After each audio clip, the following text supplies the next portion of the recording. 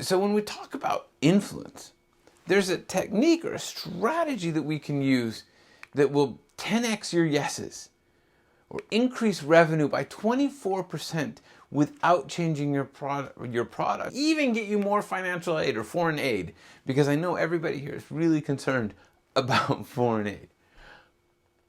And this is using a strategy that you learned as a child. And so I'm going to take you through how that strategy has been used, why we know that this strategy works, and help you figure out how you can apply this to your marketing, your communications to have greater influence.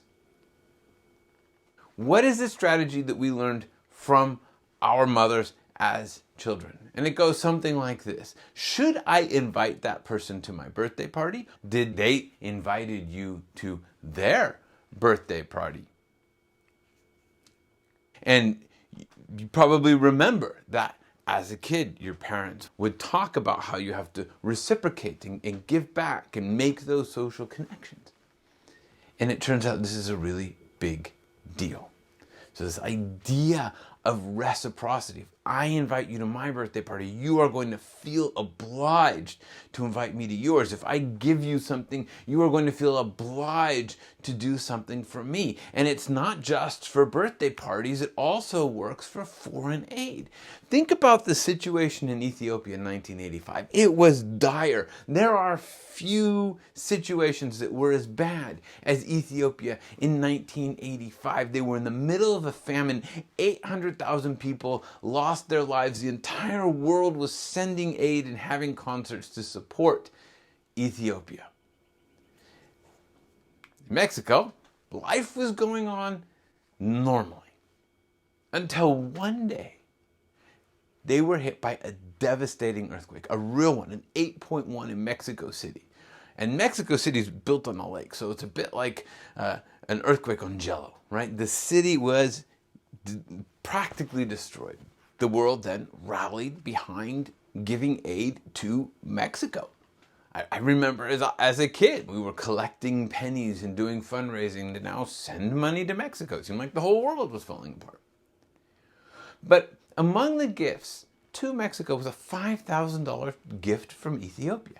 Now, why would Ethiopia, in the middle of a famine, give 5,000 precious dollars to Mexico?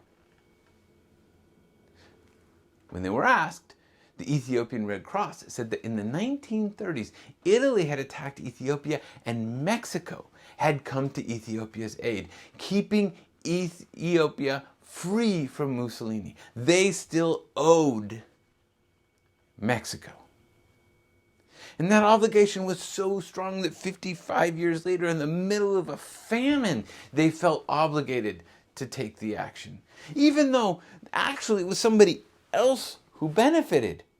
It was a previous generation, but still, the power of reciprocity.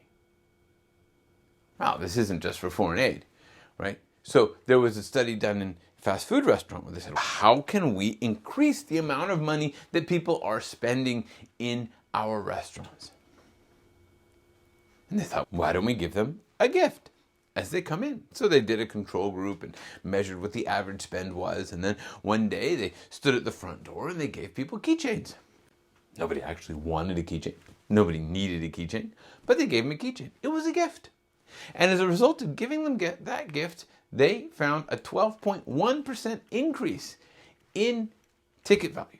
So 12.1 increase in the amount of money spent just because people got a gift on the way in. And then the researchers sat back and thought, it was pretty good, but how could we do better? Right? How could we do better than 12.1%? What if we gave people a cup of yogurt upon entering? Because they figured people were hungry, this would be more relevant to them, we'll give them some yogurt as they come in. And the manager of the restaurant thought this was a terrible idea, because if people are hungry coming into the restaurant and you give them a yogurt, they're going to eat the yogurt and they will be less hungry and less likely to buy stuff And that's exactly wrong. So by giving them the yogurt, there was a 24% increase. A 24% increase versus a 12.1% increase, almost exactly double. Why? The theory is that it's because of the relevance. The more relevant the gift, the more likely that people are going to reciprocate. Now, we made this experiment. We were looking at how we could engage people on LinkedIn, and we were trying to get people to answer some questions for an interview, and we didn't get a lot of responses. So we said, fine, we'll give everybody a Starbucks card, Starbucks gift card, before they interview, right? And this is the key thing. You got the Starbucks card whether you talk to us or not. This isn't a quid pro quo. This isn't compensation. This is just, hey, here's a Starbucks card. And that led to a 10x increase in responses.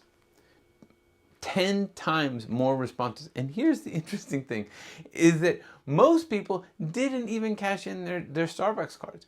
See, it was a digital thing. We did it online. They had to go follow a link to get the card.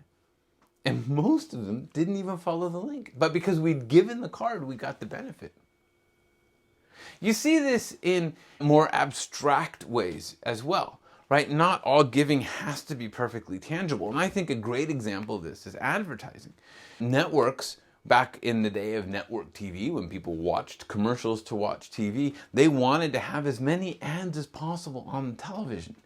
But what they found is that in order to get people to watch the ads, they had to give some content. How much content? About 3 times more content than ads. And yes, this is on average. There are exceptions, and the Super Bowl is different than a sitcom.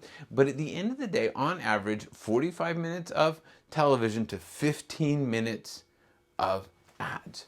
And you can see this ratio show up in social media, in other platforms where there's content, ad, give. And if you give me enough, I will feel obligated to view and perhaps engage with the ad. So there are intangible ways that you can give as well. So this is the idea of reciprocity. If you give, they will want to give back. They will feel obliged to give back. So you have to give first, and give first without obligation. The more meaningful, the more relevant the gift, the better.